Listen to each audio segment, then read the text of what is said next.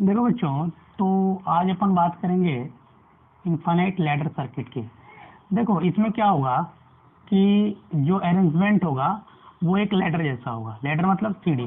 देखो यहाँ आर है, ऐसा अरेंजमेंट है। अगर अपन एज ए ऑब्जर्वर यहाँ से इस सर्किट को देखें बच्चों, तो देखो अपने को सबसे पहले आर और आर दिखाई दे रहा होगा और फिर यहाँ पे आर दिखाई दे रहा है। सिमिलरली इस सर्किट को अपन यहाँ से ऑब्जर्व करें तो ये सर्किट पहले जैसे ही दिख रही होगी। तो अपन क्या कर सकते हैं, अगर यहाँ से अपने को आर इक्विवेलेंट निकालना है, अगर यहाँ से अपन आर इक्विवेलेंट देखें तो इतने सर्किट को अपन आर इक्विवेलेंट से रिप्लेस कर सकते हैं। तो देखो ये जो सर्किट होगा ये रिड्यूस होके बच्चों ऐसे हो रहा होगा। यहाँ देखें तो R और R इक्विवेलेंट जो है ये पैरेलल में है और दो रेजिस्टेंस अगर पैरेलल में होता है बच्चों तो उसका R इक्विवेलेंट ऐसे निकालते हैं R1 R2 divided by R1 plus R2। तो देखो हम इस सर्किट को यहाँ इतने से रिप्लेस कर सकते हैं और वापस ये जो अरेंजमेंट होगा ये सीरीज में होगा। तो R प्लस दिस रेजिस्टेंस, तो ये होगा। इसको फर्दर सिंप्लीफाई करें तो 2R plus R into R equivalent divided by R plus R equivalent आ रहा होगा। इसको फर्दर सिंप्लीफाई करते हो तो एक क्वाड्रेटिक इक्वेशन मिल रहा होगा बच्चों, वो R इक्विवेलेंट में क्वाड्रेटिक इक्वेशन मिल रहा है। अगर मैं श्रीधराचार्य रूल से इसको सिंप्लीफाई करने की कोशिश करूं तो मान लो कि अगर एक कोई quadratic equation x square plus b x plus c के फॉर्म में है तो अपन जानते हैं कि इसका दो रूट जो आएगा वो minus B plus minus root B square minus 4ac divided by 2a के फॉर्म में आएगा। यहाँ कंपेयर करोगे तो b की जगह माइनस 2r है और a की जगह 1 है और c की जगह माइनस 2r स्क्वायर है। जैसे वैल्यू पुट करते हो बच्चों तो r इक्विवेलेंट की वैल्यू जो है दो मिल रही होगी, एक प्लस में और एक माइनस में। अगर यहाँ माइनस साइन पुट करोगे तो ये जो r इक्विवेलेंट है वो नेगेटिव वैल्यू मिल रहा होगा। और अपने को पता है कि रेजिस्टेंस की नेगेटिव वैल्यू अपने स्कोप के बाहर है। तो अपन क्या करेंगे, आर इक्विवेलेंट जो होगा उसकी जो वैल्यू आ रही होगी बच्चों, जो फाइनल सॉल्यूशन आ रहा होगा R equivalent is equal to R into 1 plus root 3 आ रहा होगा। कितना आ रहा होगा, इतना जो है इसका आंसर आ रहा होगा। चलो एक और लैडर सर्किट देता हूँ। ये जो सर्किट है बच्चों इसका सॉल्यूशन आपको खुद करना है। देखो सर्किट ऐसा है कि जो सवाल पूछा गया है वो है फाइंड आर ए बी, ए और बी पॉइंट के बीच में आपको क्या करना है, इक्विवेलेंट रेजिस्टेंस की वैल्यू निकालनी है बच्चों। ये ऐसा सर्किट है ना बच्चों, ये सर्किट ऐसा है, ये ऐसा सर्किट है, इनफाइनाइट सर्किट है, सबकी वैल्यू आर है। यहाँ जो सब वैल्यू है ये आर है। यहाँ एक पॉइंट ए है और यहाँ बी है। आपको इसको सॉल्व करना है कि आर ए बी कितना आएगा। वही अप्रोच है बच्चों कि अगर अपन यहाँ से इस सर्किट को ऑब्जर्व करें, यहाँ से सर्किट को ऑब्जर्व करते हैं तो अपने को जो ऐसा अरेंजमेंट मिलेगा। सिमिलर अरेंजमेंट जो है यहाँ से अगर अपन सर्किट ऑब्जर्व करते हैं तो मिलेगा, सिमिलर अरेंजमेंट जो है यहाँ से मिलेगा। तो अपन इतने सर्किट को रिप्लेस कर देंगे। जैसे मान लो कि यहाँ से मैं आर इक्विवेलेंट अगर ऑब्जर्व कर रहा हूँ तो ये सर्किट रिड्यूस होके ऐसा बन गया होगा, सिंपल सा। यहाँ मैं आर इक्विवेलेंट लगा दूंगा, यहाँ आर और यहाँ आर, और ये जो होगा यहाँ आर इक्विवेलेंट होगा।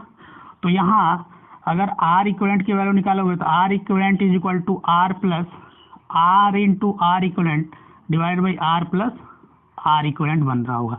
यहाँ वापस एक क्वाड्रेटिक इक्वेशन बनेगा और वहाँ से आप इस आर को इक्विवेलेंट को कैलकुलेट कर सकते हो बच्चों, ठीक है। तो ये ऐसा होता है इनफाइनाइट लैडर सर्किट, जो कि रेयरली जो है एग्जाम में पूछा जाता है, क्योंकि इसमें अपने को टाइम लग जाएगा, क्योंकि इसमें क्वाड्रेटिक इक्वेशन बनेगा और इसको अपने को सॉल्व करना पड़ेगा।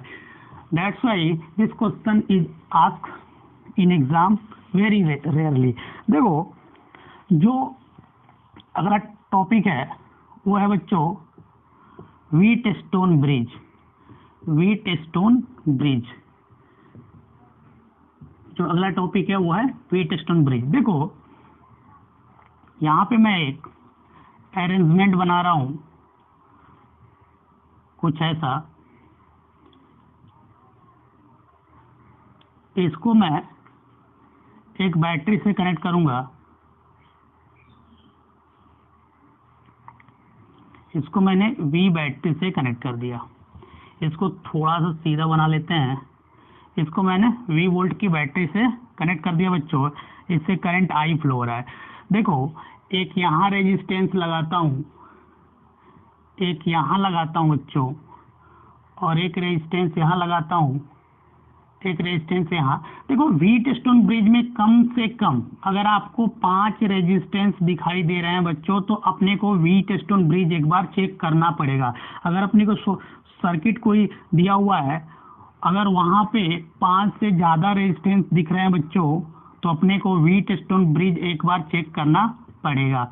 ये व्हीटस्टोन ब्रिज क्या होता है मैं आपको बता रहा हूँ। मैं इसमें इक्वेशंस अप्लाई करने नहीं जा रहा हूँ। मैं जो रिजल्ट आता है मेरे को, उसको मैं डायरेक्ट लिखने की कोशिश कर रहा हूँ। देखो जो व्हीटस्टोन ब्रिज होता है बच्चों, इसके 2 स्टेट होते हैं। एक जो होता है वो होता है अनबैलेंस, और दूसरा जो होता है वो होता है बैलेंस व्हीटस्टोन ब्रिज। मैं केस 1 लेता हूँ जब अनबैलेंस व्हीटस्टोन ब्रिज होगा। क्या होगा?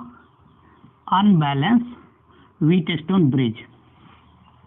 अगर अनबैलेंस व्हीटस्टोन ब्रिज है बच्चों, तो मान लो यहाँ का पॉइंट A है, यहाँ का पॉइंट B है, यहाँ C है और यहाँ D है। तो अनबैलेंस व्हीटस्टोन ब्रिज के केस में मैं पहला जो केस ले रहा हूँ, देखो मान लो कि R1/R2 is less than R3/R4 हो। इसको अपन कैसे थोड़ा सा रीअरेंज करें तो अपन लिख सकते हैं कि R1/R3 is less than R2/R4। क्या लिख सकते हैं? ऐसे भी लिखा जा सकता है। अगर इसको फर्दर फिर से क्रॉस मल्टीप्लाई करोगे तो देखो क्या मिल रहा होगा। अगर इसको वापस क्रॉस मल्टीप्लाई करते हो तो देखो इसी केस को अपन ऐसे लिख सकते हैं कि R1/R2 is less than R3/R4। इसको फर्दर थोड़ा सा रीअरेंज करोगे तो इसको मैं नीचे ले गया तो अपन लिख सकते हैं R2/R4, या इसको क्रॉस मल्टीप्लाई करोगे तो R1/R4 is less than R2/R3। अगर अपने को ऐसा केस मिलता है बच्चों, तो ये जो व्हीटस्टोन ब्रिज होगा ये बच्चों अनबैलेंस होगा। अनबैलेंस के केस में जो पोटेंशियल होगा बच्चों VB का, वो ग्रेटर होगा VD से। तो जैसे ही यहाँ का पोटेंशियल ज़्यादा होगा इससे, तो करंट जो है BD ब्रांच में फ्लो होना चालू हो जाएगा। क्या होगा? तो then current in BD branch flows from B to D। Current जो है ऐसे फ्लो होना चालू हो जाएगा।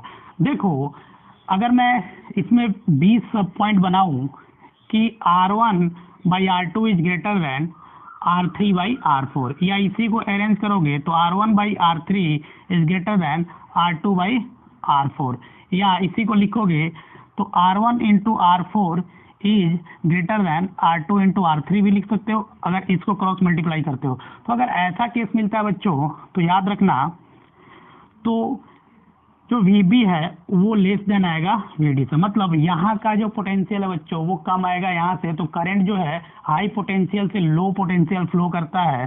तो दैट्स वाई इस केस में क्या होगा बच्चों,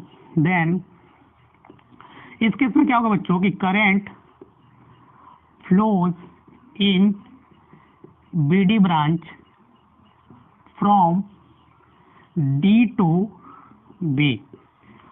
इस केस में क्या होगा बच्चों कि D से B जो है करंट फ्लो होने लगेगा। अब अपन एक और केस लेते हैं, वो है केस नंबर 2। इस केस में जो होगा अपन बोलेंगे कि this Wheatstone bridge is balanced one. क्या है? Balance Wheatstone bridge. तो जनरली इससे अपने को सवाल जो है बनता है, तो जो केस 2 है बच्चों वो है बैलेंस्ड व्हीटस्टोन ब्रिज। इस केस में अपन देखेंगे कि जो R1/R2 is equal to R3/R4, इसको अपन ऐसे भी ले सकते हैं R1/R3 is equal to R2/R4, या इसको थोड़ा सा रीअरेंज करोगे क्रॉस मल्टीप्लाई तो R1 into R4 is equal to R2 into R3। तो this is the case when Wheatstone bridge is balance on. इस केस में क्या होगा बच्चों, जो potential at VB is equal to VD, क्या होगा कि अपन देखे थे यहाँ एक B पॉइंट था और यहाँ एक रजिस्टर लगा हुआ था R5 और यहाँ पे एक पॉइंट था D। जैसे ही यहाँ का पोटेंशियल जो होगा इक्वल होगा इससे, तो इससे कोई करंट नहीं जाएगा, इससे कोई करंट नहीं जाएगा। तो अगर किसी रेजिस्टेंस से बच्चों कोई करंट फ्लो नहीं हो रहा है तो there is no meaning of that resistance, तो वो इनइफेक्टिव रेजिस्टेंस होगा, तो इसको अपन हटा सकते हैं। देखो तो VD हो जाएगा then no current flows from BD branch. तो BD ब्रांच से कोई करंट फ्लो नहीं होगा बच्चों, तो इस केस में R5 जो होगा वो इनइफेक्टिव होगा। क्या होगा, R5 जो है इनइफेक्टिव होगा। तो R5 को अपन क्या कर सकते हैं, सर्किट से रिमूव करेंगे। जैसे सर्किट से इसको रिमूव करते हैं बच्चों, तो सर्किट जो बनेगा वो देखना कैसे बन रहा होगा। जो सर्किट बनेगा यहाँ पे बन जाएगा R1, यहाँ बन जाएगा R2, यहाँ बन जाएगा R3 और यहाँ बन रहा होगा R4, और यहाँ का जो रेजिस्टेंस है उसको हटा दिया। तो देखो अगर यहाँ देखोगे तो ये दोनों सीरीज और ये दोनों सीरीज, तो इस केस में जो रेजिस्टेंस मिल रहा होगा बच्चों बैलेंस व्हीटस्टोन ब्रिज के केस में, जो अपने को रेजिस्टेंस मिल रहा है उसमें क्या है कि R1 एंड R2 जो है सीरीज में है। सिमिलरली यहाँ R3 एंड R4 भी सीरीज में है, और इन दोनों का जो कॉम्बिनेशन है बच्चों वो पैरेलल में, क्या है, पैरेलल में है। तो इस केस में अगर अपन R इक्विवेलेंट निकालते हैं, R इक्विवेलेंट निकालेंगे तो देखो R1 plus R2 is parallel with R3 plus R4। दो रेजिस्टेंस का पैरेलल कॉम्बिनेशन तो निकालना जानते हैं अपन, this into this divided by this plus this. तो ये होगा इस केस में R इक्विवेलेंट। जब बैलेंस व्हीटस्टोन ब्रिज होगा बच्चों तो बीच वाला रेजिस्टेंस गायब, क्योंकि उससे कोई करंट नहीं आ रहा है, क्योंकि यहाँ का जो पोटेंशियल B का है और यहाँ D का है वो इक्वल है, इसीलिए इससे कोई करंट नहीं फ्लो होगा। जैसे ही कोई रेजिस्टेंस से करंट फ्लो नहीं होता है तो अपन उसको इनइफेक्टिव मानते हैं, उसको सर्किट से हटा सकते हैं बच्चों।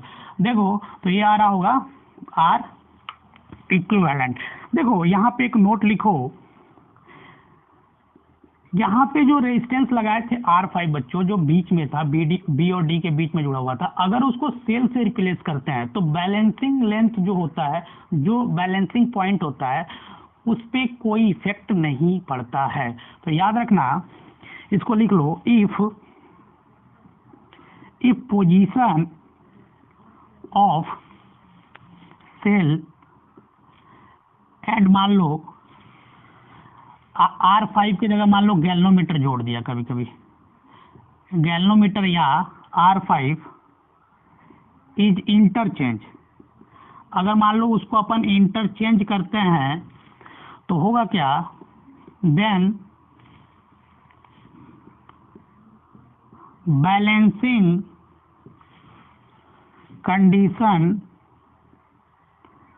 कंडीशन जो होगा बच्चों वो चेंज नहीं होगा, रिमेन्स अनचेंज। ठीक है। अगर सेल को R5 से रिप्लेस करोगे या कभी R5 की जगह गैल्वेनोमीटर दे देता है तो सेल को गैल्वेनोमीटर से रिप्लेस करते हैं तो बैलेंसिंग कंडीशन जो होगा बच्चों वो कभी चेंज नहीं होगा। क्या होगा? बैलेंसिंग कंडीशन जो है कभी चेंज नहीं होगा। चलो इस पे बेस थोड़ा सा न्यूमेरिकल देख लेते हैं कि अगर न्यूमेरिकल आए तो कैसे व्हीटस्टोन ब्रिज को पहचानना है। ठीक है, देखो अपने को पहली बात की व्हीटस्टोन ब्रिज वहीं चेक करना है जहां पे क्राउडिंग ऑफ रेजिस्टेंस है। क्राउडिंग मतलब क्राउड भी हो बच्चों तो वो 5 से ज्यादा रेजिस्टेंस का क्राउड होना चाहिए। अगर किसी भी सर्किट में क्राउडिंग ज्यादा है, जितना सर्किट कॉम्प्लेक्स दिखेगा रेजिस्टिव सर्किट समझो उतना ही वो आसान है। आपने को क्या करना है, उस सर्किट को पहचानने की जो क्राइटेरिया है उसको अच्छे से ध्यान में रखना है। जैसे मान लो कि एक सर्किट है ऐसा, एक रेजिस्टेंस यहाँ है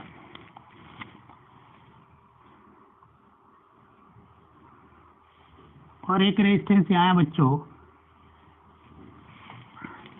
ये रेजिस्टेंस थोड़ा यहाँ पे है, ठीक है, और एक रेजिस्टेंस यहाँ है, यहाँ से मैंने इसको जोड़ा, ये है ए पॉइंट और एक यहाँ रेजिस्टेंस है, ये है बी पॉइंट। जो रेजिस्टेंस की वैल्यू है वो है 6, 3, ये 10 ओम, ये 6 ओम, ये 3 ओम। ठीक है बच्चों, और एक यहाँ भी रेजिस्टेंस लगा लो, एक यहाँ है 8 ओम, यहाँ है 4 ओम, यहाँ है 7 ओम। ऐसा एक सर्किट है। आपको पूछा क्या गया है आपसे कि ए और बी के बीच में इक्विवेलेंट रेजिस्टेंस की वैल्यू कैलकुलेट करो। ये सिंपल सा सवाल है। इसको देखो यहाँ पे कितने रेजिस्टेंस है, 1, 2, 3, 4, 5 और 6। मैंने क्या बताया था कि अगर क्राउडिंग दिखे 5 या 5 से ज्यादा रेजिस्टेंस का वैल्यू तो अपने को एक बार व्हीटस्टोन ब्रिज चेक करना ही होगा। व्हीटस्टोन ब्रिज के केस में अधिकतर टाइम बैलेंस व्हीटस्टोन ब्रिज का कंडीशन फुलफिल होगा। तो बैलेंस व्हीटस्टोन ब्रिज का कंडीशन क्या है, this by this is equal to this by this. देखो अगर इस सर्किट को थोड़ा सा रीअरेंज करते हो तो इस सर्किट को अपन ऐसे बना सकते हैं क्या, थोड़ा सा देख लो, थोड़ा सा इसको देख लो, यहाँ है और एक यहाँ है और यहाँ 7 ओम है, यहाँ बी पॉइंट है, यहाँ ए पॉइंट है, ये 6 है बच्चों 6 ओम और ये है 3 ओम, ये है 10 ओम और ये 4 ओम और ये कितना बच्चों 8 ओम। अगर इसको देखोगे तो अपने मैंने क्या बताया था कि इस आर्म का रेशियो इस आर्म के रेशियो के बराबर है, R1/R2 divided by is equal to R1/R2 is equal to R3/R4। या ऐसे चेक करो, ऐसे ऐसे या ऐसे आर्म का रेशियो। तो देखो अगर चेक करें, मैं ऐसे आर्म का रेशियो चेक कर रहा हूं तो देखो अगर 6/3 इज इक्वल टू 8/4 ये आर्म का रेशियो सेटिस्फाई कर रहा है तो यहाँ पे ये जो है ये बैलेंस व्हीटस्टोन ब्रिज बन रहा है। क्या बन रहा है, बैलेंस व्हीटस्टोन ब्रिज। तो जब बैलेंस व्हीटस्टोन ब्रिज बनता है बच्चों तो आपने को पता है कि यहाँ का पोटेंशियल यहाँ के बराबर होता है तो इसको अपन हटा सकते हैं। तो जैसे ही इसको हटाएंगे तो सर्किट देखो सिंपल, ये दोनों सीरीज में आएगा और ये दोनों सीरीज में आएगा। तो ये देखो अपन इसको वापस ऐसे बना सकते हैं क्या, थोड़ा सा चेक कर लो, बी पॉइंट ए पॉइंट ये दोनों कितना होगा 14 ओम, ये वाली वैल्यू कितनी होगी यहाँ देखो 7 ओम और ये कितना है 7 ओम। अब देखो ये वापस कितने है पैरेलल में और इसके साथ सीरीज में। तो इसको अपन कैलकुलेट करते हैं। अगर इसको कैलकुलेट करोगे तो देखो क्या मिल रहा है, इसको आप कैलकुलेट करोगे तो देखो अगर RAB कैलकुलेट करते हो तो 14 × 7 डिवाइडेड बाई 14 + 7 इतना ओम मिल रहा होगा। चलो इसको कैलकुलेट करें, 14 × 7 + 21 + 7 इतना ओम। इसको फर्दर सिंप्लीफाई करो तो ये देखो ये मिल रहा होगा 14 + 21 डिवाइडेड बाई 3 इतना ओम मिल रहा होगा। इसको कैलकुलेट करोगे तो देखो इतना ओम मिल रहा होगा, 35/3 ओम की वैल्यू मिल रही होगी। चलो एक छोटा सवाल और देखते हैं। सवाल जो है ऐसा है, सवाल जो है बच्चों ऐसा है, छोटा सवाल है।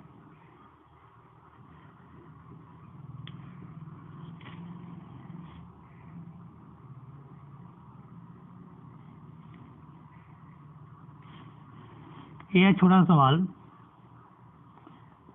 यहाँ बी पॉइंट है, यहाँ ये पॉइंट, सब रेजिस्टेंस की वैल्यू आर है। अपने क्या बताना है कि आर ए बी की वैल्यू कितनी आएगी। क्या बताना है कि इक्विवेलेंट रेजिस्टेंस जो है ए बी के बीच में कितना आएगा। देखो यहाँ भी क्राउडिंग है और 5 से ज़्यादा रेजिस्टेंस है, तो अपन एक बार व्हीटस्टोन ब्रिज करेंगे। सबसे पहले अगर डायरेक्ट व्हीटस्टोन ब्रिज अगर ऑब्जर्व नहीं हो रहा है बच्चों, तो इस सर्किट को रीअरेंज करेंगे by using point potential method. मैं पॉइंट पोटेंशियल मेथड की बात पहले ही कर चुका हूं। तो अपन जब अगर सर्किट समझ में ना आए तो उस सर्किट को रीअरेंज करना पड़ेगा यूजिंग पॉइंट पोटेंशियल मेथड। देखो अगर यहाँ का पॉइंट ए है तो एक वायर का एक पॉइंट, तो यहाँ ए आ रहा होगा। यहाँ देखो यहाँ भी ये बी आ रहा होगा, यहाँ बी आ रहा होगा और यहाँ बी आ रहा होगा। इसको मैं सी बोलता हूँ और इसको डी बोलूंगा, तो यहाँ भी डी आएगा और यहाँ भी डी आ रहा होगा। देखो अपने को कितना पॉइंट मिला। सबसे पहले अपन पॉइंट को कैसे रीअरेंज करेंगे, जिसके बीच में निकालना है बच्चों उसको अपन बाहर डिनोट करेंगे।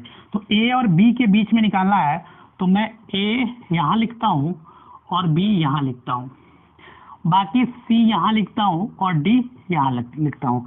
देखो अपने को क्या करना है, ए और सी के बीच में कौन सा रेजिस्टेंस जुड़ा हुआ है, ये वाला, तो इसका काम कर लिया मैंने।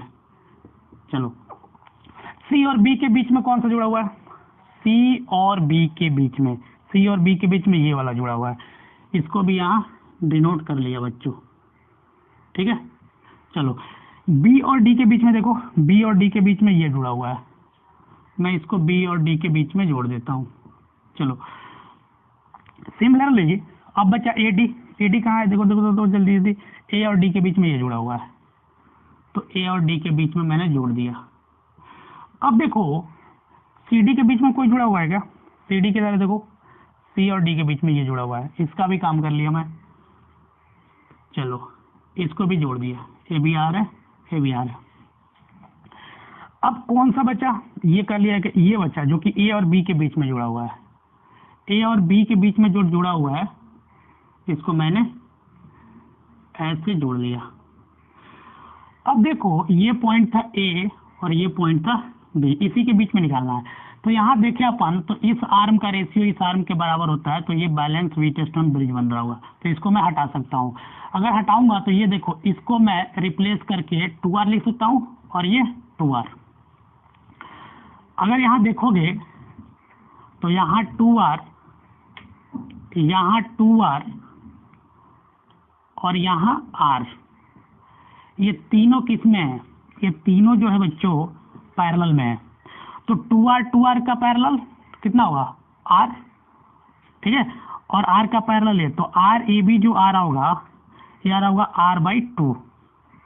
इसको एक बार सॉल्व कर लेना, थोड़ा सा सर्किट है, इसका जो आंसर आ रहा होगा वो आ रहा होगा r/2। देखो एक और सवाल देखते हैं। सवाल ऐसा है कि एक सिंपल सा सवाल है बच्चों, सवाल ऐसा है,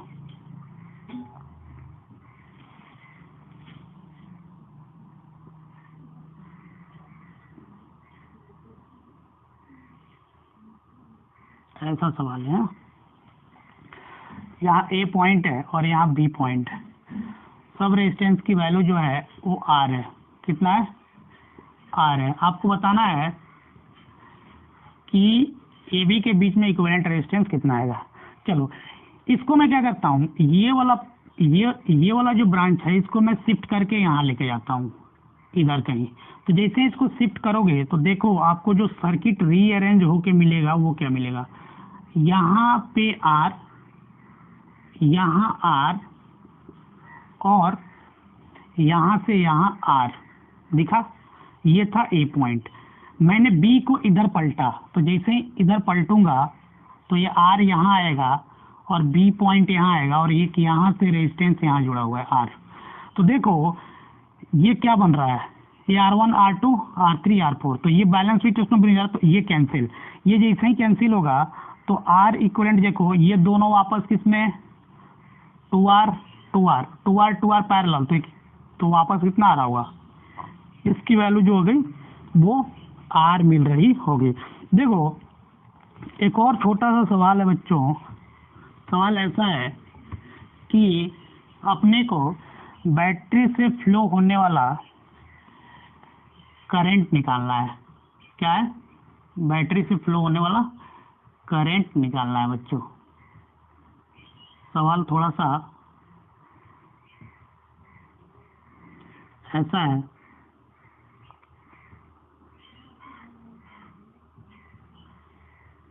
देखो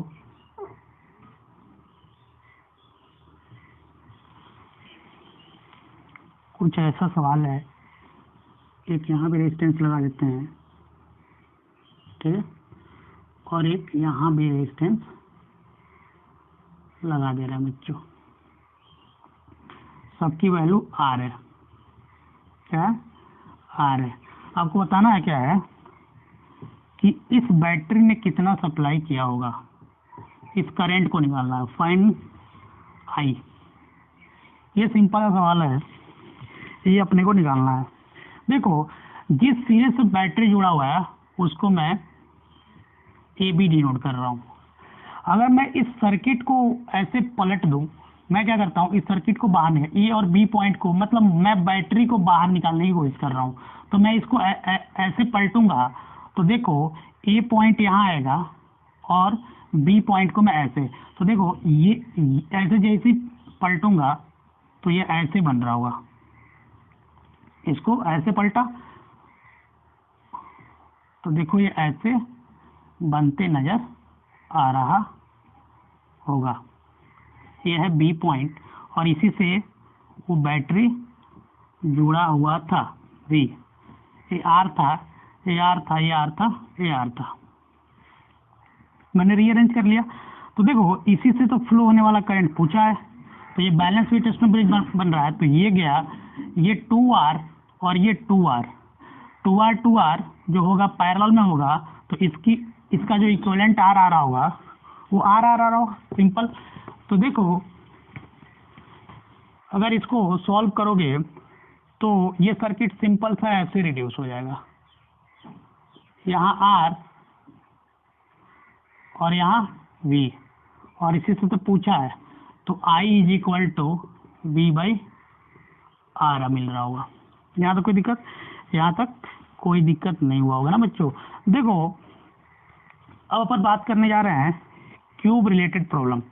होता क्या है कि कभी कभी क्यूब प्रॉब्लम्स, होता क्या है बच्चों, कभी कभी जो क्यूब होता है उसके साइड पे जो होगा रेजिस्टेंस गिवन होगा अपने को, और उससे सवाल फ्रेम करके पूछा जा सकता है।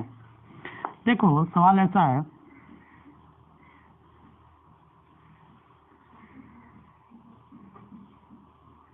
ये क्यूब बनाने की कोशिश कर रहा हूं मैं,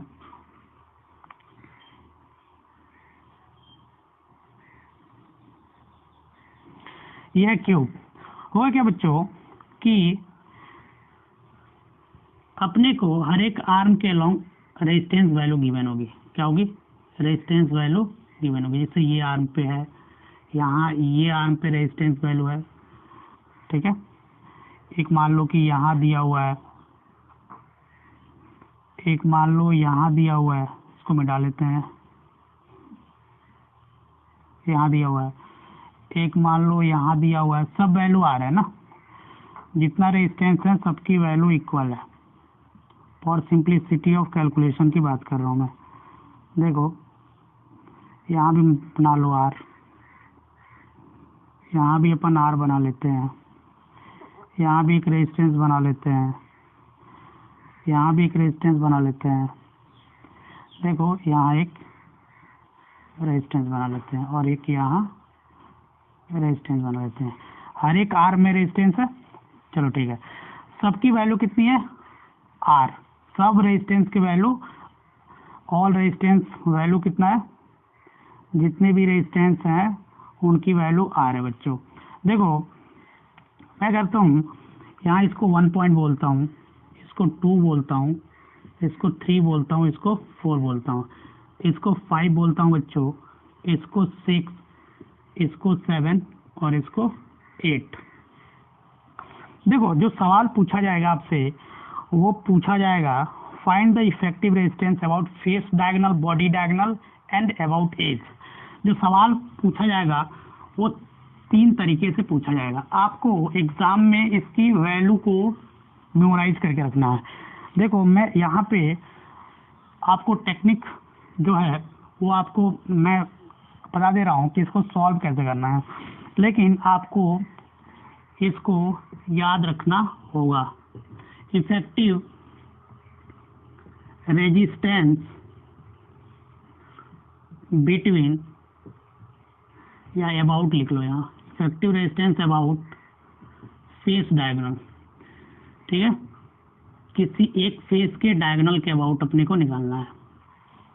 ये देखो ये एक फेस है 1 और 3। अगर इस सर्किट को थोड़ा सा रीअरेंज करोगे बच्चों, तो अगर मैं 1 और 3 को देखूं तो 1 से एक स्टेप बाद ये पॉइंट आ रहा है, ठीक है, और एक स्टेप बाद ये पॉइंट आ रहा है। तो मैं इस सर्किट को थोड़ा सा रीअरेंज करूं बच्चों, तो देखो मैं इस सर्किट को ऐसे ड्रॉ कर सकता हूं। यहाँ पे मैं ये और ये पॉइंट लेता हूँ, ये 1 और 5 लेता हूँ, तो 1 और 5 से एक स्टेप बाद 6 और 8 आ रहा है, 5 से 6 और 8 आ रहा है, और 1 से कितना आ रहा है, 2 और 4 आ रहा है। तो ये जो पॉइंट होगा वो इक्विपोटेंशियल होगा। क्या होगा, इक्विपोटेंशियल।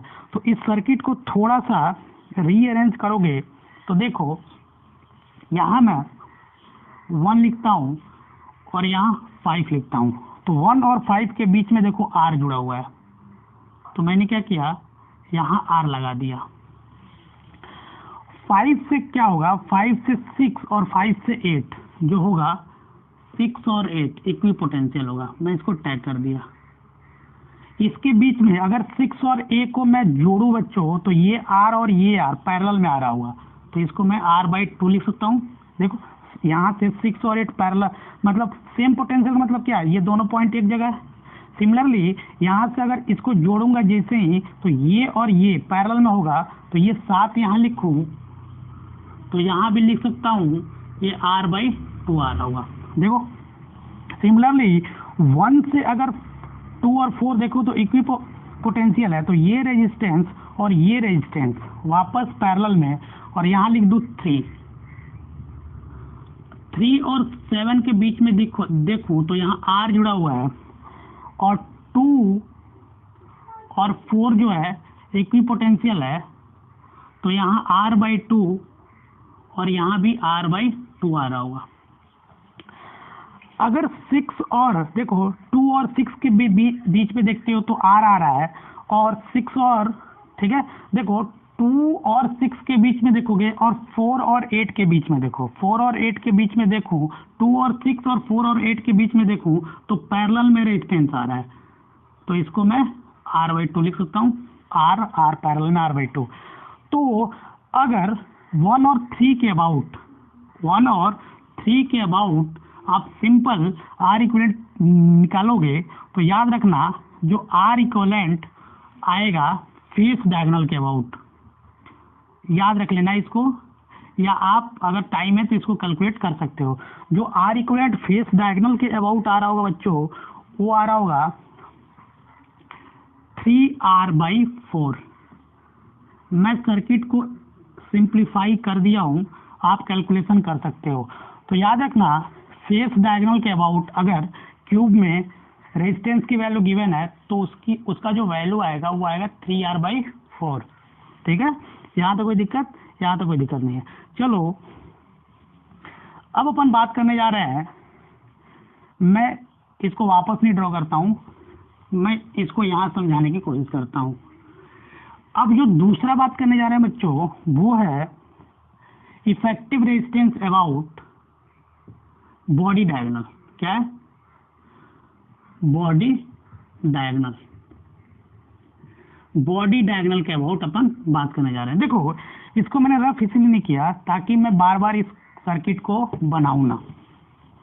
देखो चलो मैं यहाँ समझाता हूँ। बॉडी डायगोनल मतलब मैं 1 लिया और 7 लिया, 1 और 7 लिया, तो मैं बॉडी डायगोनल लेता हूँ 1 and 7। चलो 1 और 7 लिया। अब मैं क्या करूँगा बच्चों, अगर दो बच्चे अगर इसको खींचे इधर, इसको जैसे इसको खींचोगे तो ये देखो ये जो पॉइंट्स हैं, ये जो पॉइंट्स हैं वो एक जगह मिल जाएंगे और ये जो पॉइंट है बच्चों वो एक जगह मिल जाएंगे। देखो अगर जैसे इसको खींचोगे, अगर इस क्यूब को ऐसे खींचते हो तो 3, 6, 8 ये जो होंगे वो एक जगह आ जाएंगे और 2, 4 और 5 ये एक जगह आ जाएंगे। और देखो एक जगह आने का मतलब हुआ कि इनका पोटेंशियल जो होगा सेम होगा, पोटेंशियल। तो अगर सेम पोटेंशियल पे जुड़े हुए हैं तो देखो 1, 2, 3 रेजिस्टेंस, तो देखो 2, 4 और 5, 2, 4 और 5 जो होगा बच्चों वो इक्वी पोटेंशियल होंगे, 2, 4 और 5। अगर मैं यहां से देखो तो इधर से 3, 6 और 8, देखो 3, 6 और 8 यहाँ इक्वी पोटेंशियल होंगे और 1 और 4, 5 में है देखो 3 रेजिस्टेंस पैरेलल में जुड़े होंगे, तो यहाँ अपन लिखेंगे यहाँ R/3। क्या लिखेंगे, R/3। सिमिलरली अगर 7, 3, 6 और 8 में 1, 2, 3 रेजिस्टेंस और तीनों पैरेलल में, तो यहाँ मैं R/3 लिख सकता हूँ। और 2, 4, 5, 3, 6, 8 के बीच में अपन देखें बच्चों तो कितने रेजिस्टेंस जुड़े हुए हैं, 6 रेजिस्टेंस जुड़े होंगे। देखो इनके बीच में कितने रेजिस्टेंस जुड़े हैं, 1, 2, 3, 4, 5, 6, तो यहाँ 6 रेजिस्टेंस पैरेलल में जुड़े होंगे। तो इसको अपन सीधे सॉरी ये यहाँ मिल रहा होगा, ये आ रहा होगा R/6। तो अगर मैं इफेक्टिव रेजिस्टेंस बॉडी डायगोनल के अबाउट देखूं बच्चों तो यहाँ मिल रहा है R/3, यहाँ मिल रहा है R/6 और यहाँ मिल रहा है R/3। ये है 7 और ये है 1 जो कि बॉडी डायगोनल था। अगर देखें तो R equivalent about body diagonal is equal to, सब किसमें है, सीरीज में, तो सबको जोड़ देंगे R/3 प्लस R/6। इसको मैं क्या करता हूँ बच्चों, 2 से multiply, 2R plus 2R plus R/6 आ गया। तो देखो इसको अगर सॉल्व करते हो तो देखो 5R/6 आ रहा होगा, क्या आ रहा होगा, यहाँ इसको लिखता हूँ R equivalent about body diagonal. अगर बॉडी डायगोनल के अबाउट R इक्विवेलेंट देखते हो तो देखो 5R/6 ये मिल रहा होगा, ये मिल रहा होगा 5R/6। अब अपन एज के अबाउट देखें बच्चों, अगर एज के अबाउट देखते हैं तो ये था दूसरा नंबर, ठीक है। अगर एज के अबाउट देखें तो इस सर्किट को देखो कैसे रीअरेंज करोगे, सिंपल सा है सर्किट। अगर एज के अबाउट देखते हो, अगर मान लो एज के अबाउट देखते हो, थर्ड पॉइंट, तो मैं 1 और 5 जो होगा इसको देखता हूं। अगर मैं 1 और 5 को देखो बच्चों तो मैं इसको ऐसे देख रहा हूं। सिमिलर केस है 1 और 5, यहाँ 1 और 5 के बीच में मैंने R लगाया है, इसको देख लिया। देखो 1 से क्या होगा, 1 से अपन देखे थे कि 2 और 4 जो होगा वो इक्वी पोटेंशियल होगा। तो देखो मैं यहाँ 2 और 4 लिखा और इसके बीच में 2 रेजिस्टेंस जुड़े हुए हैं और दोनों पैरेलल में, तो R/2 लिख दिया। यहाँ पे कोई दिक्कत, यहाँ पे कोई दिक्कत नहीं है। अगर 3 से ऑब्जर्व करें तो 3 से भी बच्चों 2 और 4 के बीच में 2 रेजिस्टेंस जुड़े हुए हैं। देखो 3 से 2 और 4 के में 2 और दोनों किसमें है, पैरेलल में, तो R/2 लिख दिया। सिमिलरली 5 से देखें तो 6 और 8 जो होगा बच्चों वो किस में जुड़ा हुआ है, पैरेलल में, 6 और 8 जो है वो इक्वी पोटेंशियल है और 5 के बीच में 2 पैरेलल। तो अगर 7 से देखें हैं तो भी 2 रेजिस्टेंस पैरेलल में जुड़े हैं, तो R/2 लिख दिया। चलो अब 3 और 7 के बीच में कौन सा जुड़ा हुआ है? R। यहाँ R कनेक्ट कर दो, ये R कनेक्ट हो गया। अपना मेन मोटो क्या है? और 4 और 6 के बीच में 2 रेजिस्टेंस जुड़े हुए हैं, दोनों पैरेलल में है, तो R/2 लिख दिया। अपना मेन मोटो क्या है बच्चों? अपना मेन मोटो है कि 1 और 5 जो कि एज था, इस एज के अबाउट R इक्विवेलेंट निकालना। देखो इस सर्किट को मैं सॉल्व करने की कोशिश करता हूँ। देखो यहाँ अपन देखें तो ये देखो, ये जो रेजिस्टेंस मिल रहा है वो सीरीज में, तो R/2 R plus R 2R हो गया। 2R पैरेलल विथ कितना? R/2। चलो 2R पैरेलल विथ R/2, यहाँ पे आ जाएगा 2R पैरेलल विथ R/2, तो यहाँ लिख रहा हूँ। और देखो यहाँ R/2 है ये वाला, और यहाँ भी R/2 है, और यहाँ R है, और ये 0.1 है, और ये 0.5 है, ये 1 और 5 है। तो देखो अगर 2R और R/2 को पैरेलल निकालूं तो मैं इसकी वैल्यू निकालने जा रहा हूँ। 2R into R/2 divide by 2R plus R/2। इसको निकालोगे तो देखो, इसको कैलकुलेट करोगे तो देखो 2 2 4 1 5 आ रहा होगा, तो ये आ रहा होगा 2R/5। ये कितना आ रहा होगा? 2R/5। अब क्या होगा कि यहाँ से यहाँ तक ये सब किस में होंगे? सीरीज में। तो अपन इसको सिंपल ऐसे कैलकुलेट कर सकते हैं। देखो अब इसको अपन सिंपल कैसे कैलकुलेट कर सकते हैं? अब यहाँ 1 पॉइंट, और देखो और यहाँ पे 5 पॉइंट, ये R है, और इसका कैलकुलेशन करते हो तो देखो 2R/5 प्लस R, तो ये कितना आ रहा होगा? 7R/5। कितना आ रहा होगा? यहाँ आ रहा होगा 7R/5। तो देखो अगर R इक्विवेलेंट अबाउट एज निकालता हूँ तो ये दोनों किस में? पैरेलल में। तो 7R/5 into R divide by 7R/5 plus R। इसको निकालोगे तो देखो कितना आ रहा होगा? 7R² 5 divided by 12R/5। 5 से 5 गया, R से R गया, 7R/12 आ रहा। ये जो आ रहा है R equivalent about edge of cube is equal to 7R/12। तो बस इतना कॉम्प्लेक्स सिचुएशन को सॉल्व करने की जरूरत नहीं है। एग्जाम में जो डाटाबेस सवाल होगा, सिंपल डाटा गिवन होगा, और अपने को ये फॉर्मूला अगर ध्यान में रहा तो अपन इसको विद इन सेकेंड इसका कैलकुलेशन कर सकते हैं बच्चों। तो देखो यहाँ मैंने समझाने के लिए आपको ये बात याद रख दिया कि अगर आपके पास एग्जाम में टाइम है बच्चों, टाइम बहुत है, और सर्किट ये पड़ा हुआ है, तो इसका अप्रोच कैसे लगाएंगे जब अपने को इसका रिजल्ट पता ना हो। ठीक है, हमको क्या करना है? मेन मोटो है अपना रिजल्ट को ध्यान रखना। क्या करना?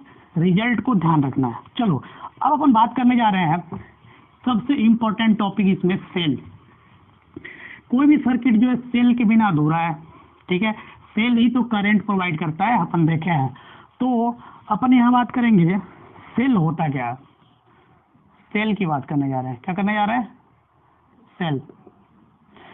देखो सेल जो है एक ऐसा डिवाइस है जो केमिकल एनर्जी को बच्चों इलेक्ट्रिकल एनर्जी में कन्वर्ट करता है। तो पहली बात, इट कन्वर्ट्स केमिकल एनर्जी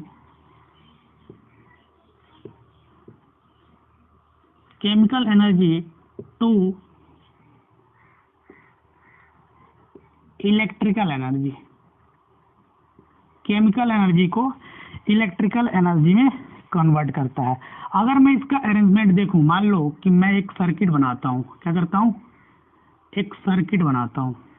ऐसा एक सर्किट बनाया। देखो ये सर्किट जो है किसी इलेक्ट्रोड से कनेक्टेड होगा। ये सर्किट जो होगा किसी इलेक्ट्रोड से कनेक्टेड होगा। ये है वो बैटरी का अरेंजमेंट। मैं यहाँ इसका नोड बना देता हूँ बच्चों। ये वो बैटरी है। इसमें होता क्या है, इसमें इलेक्ट्रोलाइटिक सॉल्यूशन होता है। बैटरी में क्या होता है, इलेक्ट्रोलाइटिक सॉल्यूशन होता है। और इसके बीच में इंटरनल रेजिस्टेंस होता है। इसको अपन आर से दिखा रहे हैं, स्मॉल आर से। देखो ये बैटरी जो है V वोल्ट की है और इससे आई करंट फ्लो रहा है और ये आर है। अपन इसको सिंपल ऐसे अरेंजमेंट से दिखाते हैं। देखो अगर इस अरेंजमेंट की बात करूं तो बैटरी के अंदर जो बच्चों, एक तो ये जो है ये है इलेक्ट्रोड। क्या है, इलेक्ट्रोड। और जो दूसरा बात है वो है सॉल्यूशन, जिसको अपन बोलते हैं इलेक्ट्रोलाइटिक सॉल्यूशन। क्या बोलते हैं बच्चों, इलेक्ट्रोलाइटिक सॉल्यूशन। और this is known as electrode. तो इसके अंदर एक केमिकल रिएक्शन चलता है और इस ये जो केमिकल एनर्जी है वो इलेक्ट्रिकल एनर्जी में कन्वर्ट हो जाती है। अगर मैं इसके सिंबल की बात करूं तो देखो ये वो सेल है, ये वो सेल है और ये मैं इंटरनल रेजिस्टेंस ऐसे दिखा रहा हूँ। ये मान लो ए पॉइंट है और ये बी पॉइंट है और ईएमएफ है ई। यहाँ कोई दिक्कत, यहाँ कोई दिक्कत नहीं है। देखो तो अगर यहाँ देखें बच्चों तो अपन इसको बोलते हैं ईएमएफ। ईएमएफ मतलब इसका जो फुल फॉर्म होता है इलेक्ट्रोमोटिव फोर्स। क्या होता है, इलेक्ट्रोमोटिव फोर्स। देखो ये जो है स्मॉल आर, ये है इंटरनल रेजिस्टेंस, इंटरनल रेजिस्टेंस। और जो पोटेंशियल डिफरेंस आएगा ए और बी के बीच में बच्चों, इसको बोलते हैं अपन टीपीडी। ठीक है, क्या बोलते हैं, टीपीडी मतलब टर्मिनल पोटेंशियल डिफरेंस। क्या बोलते हैं बच्चों, टर्मिनल पोटेंशियल डिफरेंस बोलते हैं। तो यहाँ पे जो VAB है इसको अपन बोलते हैं टर्मिनल पोटेंशियल डिफरेंस। क्या बोलते हैं बच्चों, टर्मिनल पोटेंशियल डिफरेंस बोला जाता है। देखो इसमें कुछ टर्म्स हैं जिसको अपने को ध्यान रखना पड़ेगा। वो जो टर्म्स हैं उसको मैं यहाँ 1 by 1 समझाने की कोशिश कर रहा हूँ बच्चों। देखो जो पहला टर्म आया है वो है EMF मतलब इलेक्ट्रोमोटिव फोर्स। देखो ये क्या होता है, अगर किसी भी सेल में करंट फ्लो ना हो रहा हो तो इस स्मॉल रेजिस्टेंस के अक्रॉस कोई ड्रॉप नहीं आएगा बच्चों, बिल्कुल नहीं आएगा। जब यहाँ स्मॉल ड्रॉप नहीं आएगा तो ये जो टीपीटी होगा वो ई के बराबर हो जाएगा। इस टीपीटी को बोलेंगे अपन, क्या बोलेंगे, ईएमएफ ऑफ द सेल। तो it is potential difference between the terminal of the cell when there is no current flowing through the cell। अगर सेल से कोई करंट फ्लो नहीं हो रहा, इसका मतलब समझाता हूँ। जैसे मान लो ये एक सेल है और यहाँ आर है और ये ए है और ये बी है। अगर कोई करंट इससे फ्लो नहीं हो रहा है बच्चों तो इसके अक्रॉस कोई ड्रॉप नहीं आ रहा होगा। जो इंटरनल रेजिस्टेंस होगा इसके अक्रॉस कोई ड्रॉप नहीं आ रहा होगा। तो इस केस में होगा क्या कि जो टीपीडी होगा वो इक्वल आ जाएगा ईएमएफ के। जो टीपीडी आ रहा होगा वो आ रहा होगा ईएमएफ के बराबर। देखो यहाँ पे इसका फुल फॉर्म है इलेक्ट्रोमोटिव फोर्स। तो ये क्या फोर्स है, तो याद रखना, सवाल पूछा जा सकता है तो नोट में याद रखना है, electromotive force is not a force. पहली बात कि ये फोर्स नहीं है। इसको मैं समझाने की कोशिश कर रहा हूँ। मान लो कि एक बैटरी है, यहाँ प्लस टर्मिनल है या माइनस, इससे चार्ज फ्लो होके आया प्लस का क्यू, तो इससे इलेक्ट्रिक फील्ड इसमें अंदर होगा, इलेक्ट्रिक फील्ड। अब इलेक्ट्रिक फील्ड, अब मेरे को एक्सटर्नल वर्क डन करना पड़ेगा, इस प्लस क्यू चार्ज को इस नेगेटिव से पॉजिटिव तक लाने में क्या करना पड़ेगा, एक वर्क डन करना पड़ेगा। वो जो वर्क डन होगा उसको अपन बोलेंगे,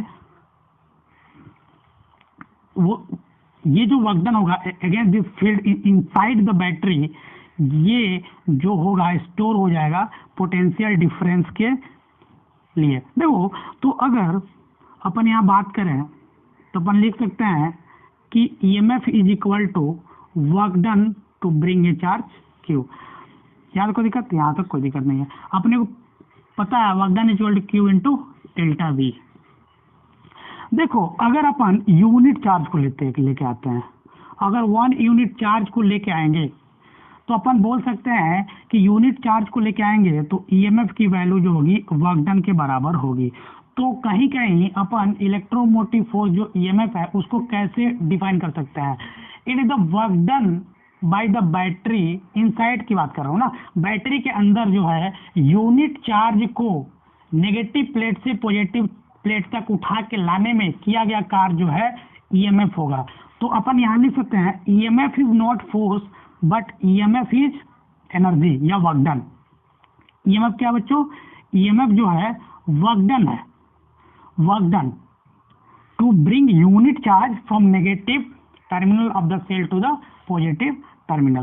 तो देखो, इसकी यूनिट की बात करें अपन, तो जो EMF का यूनिट होगा बच्चों वो अपन लिख सकते हैं जूल कूलॉम, या इसको अपन वोल्ट बोलते हैं।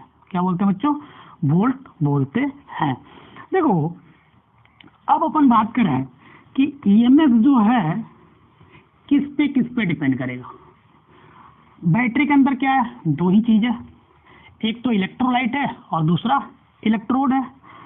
तो जो EMF होगा बच्चों, याद रखना, EMF डिपेंड्स ऑन, पहला बात, नेचर ऑफ इलेक्ट्रोलाइट, नेचर पे डिपेंड करेगा। दूसरा, इलेक्ट्रोड पे डिपेंड करेगा। किस पे डिपेंड करेगा, इलेक्ट्रोड पे। लेकिन याद रखना EMF ऑफ सेल किस पे डिपेंड नहीं करेगा, किस पे डिपेंड नहीं करेगा, इसको लिख लो। देखो, ये लेंथ ऑफ इलेक्ट्रोड पे डिपेंड नहीं करेगा। EMF ऑफ सेल इस बात पे डिपेंड नहीं करेगा कि जो इलेक्ट्रोड है बच्चों उसकी लेंथ कितनी है, ठीक है, लेंथ कितनी है, साइज कितना, और कितना अमाउंट का इलेक्ट्रोलाइट डाल के रखे हो। तो ये इस पे डिपेंड नहीं करेगा, किस पे नहीं, amount of electrolyte, amount of electrolyte पे डिपेंड नहीं करेगा। दूसरा बात, ये जो है वो साइज ऑफ इलेक्ट्रोड पे डिपेंडेंट नहीं होगा, साइज ऑफ इलेक्ट्रोड्स पे डिपेंड नहीं करेगा EMF ऑफ सेल। देखो, जो अब दूसरा बात है बच्चों वो है टर्मिनल पोटेंशियल निकालना। तो याद रखना, टर्मिनल पोटेंशियल बच्चों तभी आएगा जब सेल के थ्रू करंट फ्लो हो रहा होगा। क्या हो रहा होगा, चलो, जो दूसरा टर्म है वो है TPD, terminal potential difference, terminal potential difference ये है। देखो, ये जो होता है it is PD across the cell when PD across the cell when current flowing through the cell। देखो, अगर करंट सेल के थ्रू फ्लो हो रहा है तो उस समय हम टर्मिनल पोटेंशियल डिफाइन करेंगे। मान लो कि दो वे है, जैसे मान लो कि करंट ऐसे फ्लो हो रहा है, जैसे मैं चार्जिंग केस ले रहा हूँ, बैटरी जो है चार्ज हो रहा है, जैसे एक मान लो ऐसा सेल है और यहाँ उसका इंटरनल रेजिस्टेंस आर है और ए पॉइंट है और यहाँ बी पॉइंट है, इसका ईएमएफ है। इसमें देखो बैटरी कैसे पता चलेगा चार्ज हो रहा है। अगर बैटरी के पॉजिटिव सिरे पे करंट इंटर हो रहा है बच्चों तो बैटरी चार्ज हो रहा होगा। अगर इस केस में अपन पीडी निकाला है तो अपन यहाँ से यहाँ तक केवीएल लगाएंगे। तो देखो वी माइनस का ई, यहाँ प्लस होगा वे माइनस का आई इंटू आर, इससे मान लो आई करंट फ्लो रहा is equal to V B. तो V A minus V B की जो वैल्यू आएगी ई प्लस आई आर। याद रखो दिक्कत। तो ये है टीपीडी जब बैटरी चार्ज हो रहा होगा। This is the TPD when battery is charging. चलो अगर बी नंबर केस देखें बच्चों, बैटरी डिस्चार्ज हो रहा है मतलब उससे करंट बाहर निकल रहा होगा, मतलब वो किसी और को एनर्जी अपना दे रहा होगा, इससे करंट निकल रहा है। तो देखो यहाँ पे ए है, यहाँ बी पॉइंट है, यहाँ से यहाँ तक केवीएल लगाओ, यहाँ प्लस और यहाँ माइनस, क्योंकि करंट ऐसे आ रहा है। तो देखो V A minus E plus का I R is equal to V B. इसको लिखोगे तो V A minus V B can be written like this, V A minus V B is equal to E minus I R. देखो यह है ई minus I are. जब देखो यहाँ पे क्या है कि इसके अक्रॉस जो है जो टीपीडी है वो घट रहा है ना, इसके क्रॉस टीपीडी क्या हो रहा है बच्चों, घट रहा है। तो ये होता है टर्मिनल पोटेंशियल डिफरेंस। याद रखना टर्मिनल पोटेंशियल डिफरेंस तब आएगा जब सेल के थ्रू करंट फ्लो हो रहा। अगर करंट फ्लो नहीं हो रहा है तो वो टीपीडी जो होगा ईएमएफ ऑफ सेल बोलेंगे उसे ना। देखो अब जो अगली बात है वो है इंटरनल रेजिस्टेंस। क्या बच्चों, इंटरनल रेजिस्टेंस, जिसको अपन आर से दिखा रहे हैं। अब बैटरी के अंदर इंटरनल रेजिस्टेंस आता कहाँ से है बच्चों, तो जो हिंड्रेंस ऑफर करता है इलेक्ट्रोलाइट, जो इलेक्ट्रोलाइटिक सॉल्यूशन है बच्चों बैटरी के अंदर, वो चार्ज के फ्लो में हिंड्रेंस ऑफर करता है। उस हिंड्रेंस को अपन क्या बोलते हैं, रेजिस्टेंस ऑफ बैटरी। तो याद रखना ये क्या है, हिंड्रेंस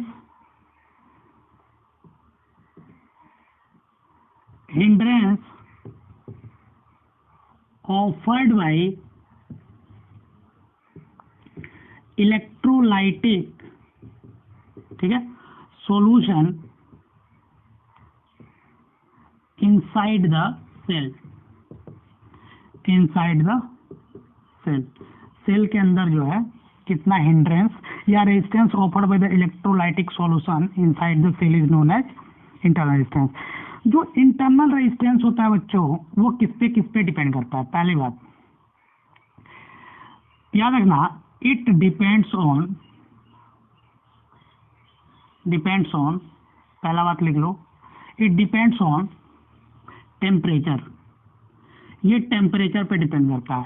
देखो अगर मान लो कि बैटरी के अंदर टेम्परेचर बढ़ाते हो तो टेम्परेचर बढ़ाने से क्या होगा, जैसे मान लो कि आपने टेम्परेचर बैटरी के अंदर बढ़ाया तो उससे क्या होगा कि इलेक्ट्रोलाइटिक सॉल्यूशन में जो आयंस है उनकी मोबिलिटी जो है बढ़ जाएगी।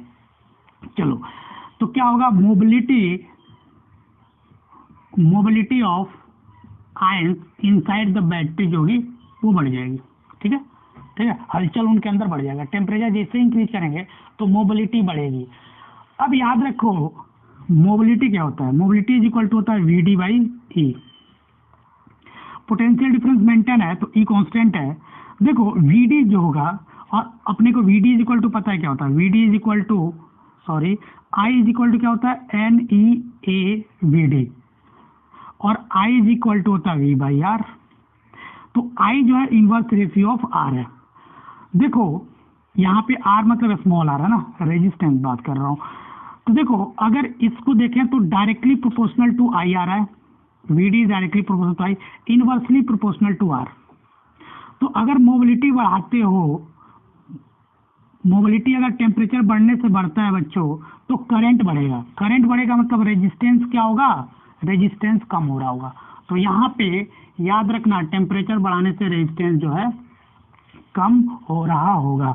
जैसे ही रेजिस्टेंस कम होगा तो होगा क्या बच्चों कि करंट की वैल्यू जो होगी वो बढ़ेगी। यहाँ तो कोई दिक्कत, यहाँ तो कोई दिक्कत नहीं है।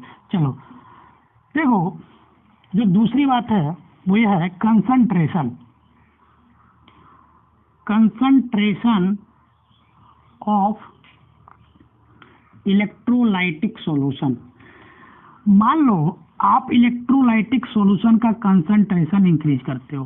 कंसंट्रेशन इंक्रीज करने का मतलब हुआ उस मटेरियल को आप, उस लिक्विड को आप ज्यादा से ज्यादा डेंस कर रहे हो ना, डेंस कर रहे हो। तो इस केस में क्या होगा कि जो मोबिलिटी है ऑफ आयंस वो कम हो रहा है। तो मोबिलिटी कम हो रहा है बच्चों, तो आपको पता है कि इनवर्स रेशियो है, तो ये रेजिस्टेंस की वैल्यू बढ़ रही होगी। रेजिस्टेंस बढ़ने का मतलब करंट जो है कम हो रहा होगा। यहाँ तक कोई दिक्कत, यहाँ तक कोई दिक्कत नहीं है। चलो, जो ये इंटरनल रेजिस्टेंस है बच्चों, वो एरिया ऑफ इलेक्ट्रोड पे भी डिपेंड करता है। किस पे डिपेंड करता है? Area of electrode. चलो, इस पे कैसे डिपेंड करेगा?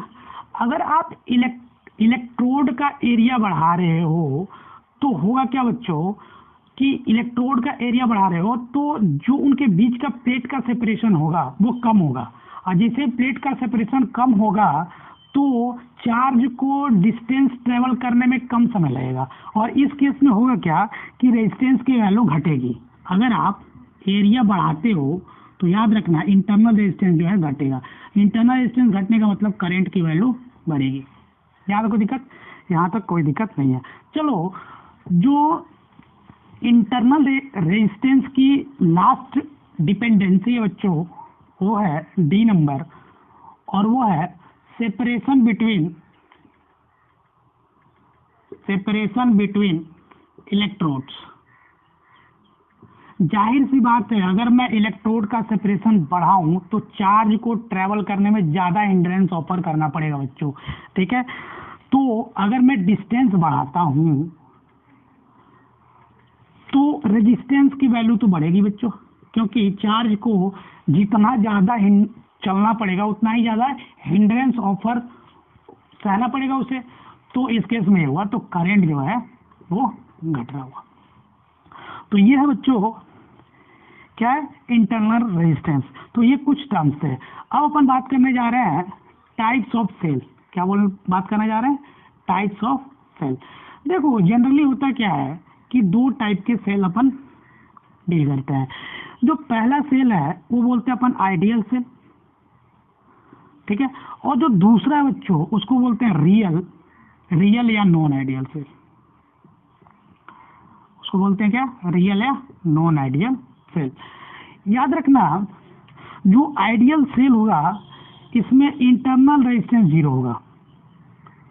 क्या होगा बच्चों? Internal resistance zero. जो आइडियल सेल होगा उसमें इंटरनल रेजिस्टेंस जीरो। अगर नॉन आइडियल की बात करें तो समझना कि जो इंटरनल रेजिस्टेंस है वो जीरो नहीं है बच्चों। क्या नहीं है? जीरो नहीं है बच्चों। देखो, कुछ नोट देखते हैं। नोट ये है कि हमने टीपीडी देखा था चार्जिंग के केस में, डिस्चार्जिंग के केस में। तो हमने देखा था ऐसा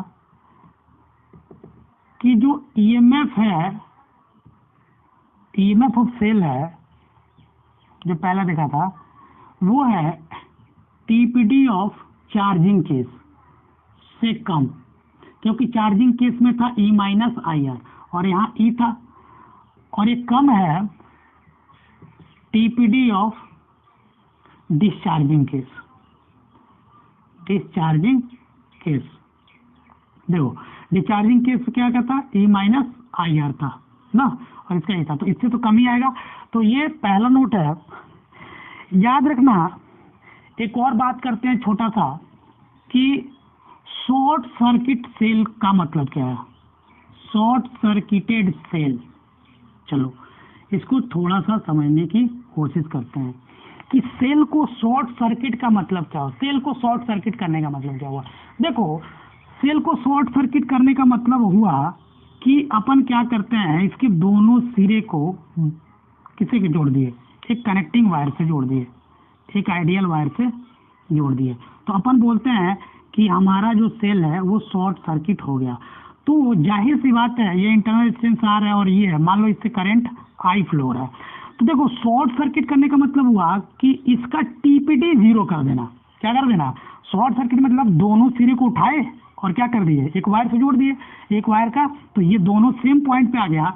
तो इस केस में टीपीडी जो हुआ बच्चों वो जीरो हो गया, टर्मिनल पोटेंशियल डिफरेंस यानी VAB की वैल्यू आ गई जीरो। चलो अगर मैं इसको देखूं तो ये बैटरी से करंट निकल रहा है, तो this is the discharging case, तो अपन लिखते हैं E minus I R is equal to zero, this is the TPD in this case. चलो तो यहाँ देखें तो I की वैल्यू जो है E/R आ रहा है। तो याद रखना कि शॉर्ट सर्किटेड सेल का मतलब हुआ टीपीडी जीरो बनाना। क्या बनाना? टीपीडी जीरो बनाना बच्चों। शॉर्ट सर्किट का मतलब ये हुआ। चलो एक छोटा सा सवाल देखते हैं, इस सवाल से कंसेप्ट को समझने की कोशिश कर रहे हैं। देखो सवाल ऐसा है, इस बार जो सवाल है बच्चों वो ऐसा है,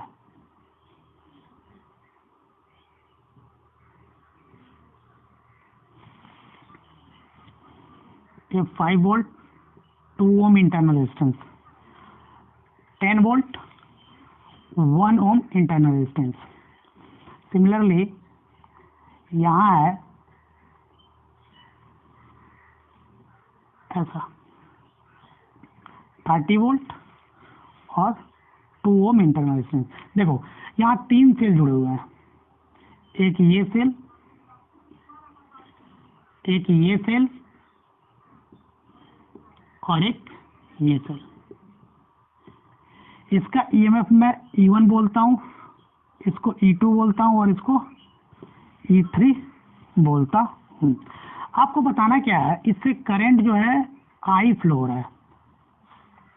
चलो पहला जो सवाल है वो है फाइंड आई, जो दूसरा सवाल है फाइंड टीपीडी ऑफ E1, तीसरा सवाल है find terminal potential difference of E2, जो चौथा सवाल है फाइंड टीपीडी ऑफ E3। चलो इस सवाल को सॉल्व करने की कोशिश करते हैं अपन। चलो इस सवाल में सबसे पहला जो क्वेश्चन पूछा गया है वो पूछा गया है कि करंट बताओ। चलो देखो ऐसे सर्किट को कैसे सॉल्व करें, अपने को पता है कि यहाँ पॉजिटिव टर्मिनल है, यहाँ नेगेटिव, यहाँ पॉजिटिव यहाँ नेगेटिव और यहाँ पॉजिटिव यहाँ नेगेटिव। देखो यहाँ 30 वोल्ट का सेल है, वो इधर करंट भेजने की कोशिश कर रहा है और ये दोनों सेल 10 और 5 के इधर भेजने, तो मोर पावरफुल कौन सा है? ये वाला सेल। तो करंट जो है यही भेजेगा डोमिनेट करके। तो अगर मैं इसमें KVL लगाऊं, तो KVL लगाओगे तो देखो जो पहला सॉल्यूशन मिल रहा होगा, अगर इसमें KVL लगाते हो, मान लो यहाँ से लगा रहे हो, तो ये प्लस ये माइनस, ये प्लस और ये माइनस, ये प्लस और ये माइनस, तो यहाँ लगाते हो तो -2i प्लस 30 -10 -i -5, ठीक है, और -2i इज इक्वल टू 0। इसको सॉल्व करोगे तो देखो ये कितना आ रहा है 2 -5i, ठीक है, याद को देखा, यहाँ घटाओ, यहाँ पे आ रहा होगा प्लस, कितना आ रहा होगा प्लस 15 इज इक्वल टू 0, यही आ रहा है ना। एक बार कैलकुलेशन चेक कर लो, ठीक है। तो जो आई आ रहा होगा वो आ रहा होगा 3 एम्पियर, आई निकल गया 3 एम्पियर। चलो अगर यहाँ देखें तो करंट ऐसे एंटर कर रहा है, तो इस सेल के लिए करंट किस सिरे पे एंटर कर रहा है? पॉजिटिव। याद रखना कि अगर सेल के जो दूसरा पार्ट है, मैं टीपीडी ऑफ E1 निकालने की कोशिश कर रहा हूं। याद रखना अगर किसी सेल के बच्चों पॉजिटिव टर्मिनल पे करंट इंटर कर रहा है तो वो सेल चार्ज हो रहा होगा, तो ये जो सेल होगा ये चार्ज हो रहा है, और चार्ज के केस में हमने टीपीडी निकाला है कि E plus I into R आ रहा है। तो देखो इस केस में 10 प्लस आई कितना है आई निकाला है 3 इनटू आर की वैल्यू कितना है 1, तो इस केस में 13 वोल्ट जो होगा वो टीपीडी आ रहा होगा। बस अपने को ध्यान ये रखना है कि अगर सेल के पॉजिटिव टर्मिनल पे बच्चों करंट इंटर कर रहा है तो that cell is in charging case. क्या है? That cell is in charging case. Similarly अगर थर्ड पॉइंट देखें बच्चों तो इसमें भी पॉजिटिव सिरे पे करंट इंटर कर रहा है तो ये भी चार्ज हो रहा होगा। तो अगर टीपीडी ऑफ E2 निकाला है तो देखो E2 5 प्लस आई की वैल्यू 3 इंटू 2, ये कितना आ रहा होगा 11 वोल्ट। कितना आ रहा होगा 11 वोल्ट। सिमिलरली बच्चों अगर चौथा सवाल है कि टीपीडी ऑफ E3, ये इससे तो करंट निकल रहा है ना, तो ये डिस्चार्ज हो रहा है। तो अगर टीपीडी ऑफ E3 निकालोगे तो डिस्चार्ज है तो EMF 30 है माइनस आई की वैल्यू 3 है इंटू इंटरनल रेजिस्टेंस का 2 है, तो इसको सॉल्व करेंगे तो 24 वोल्ट आ रहा होगा।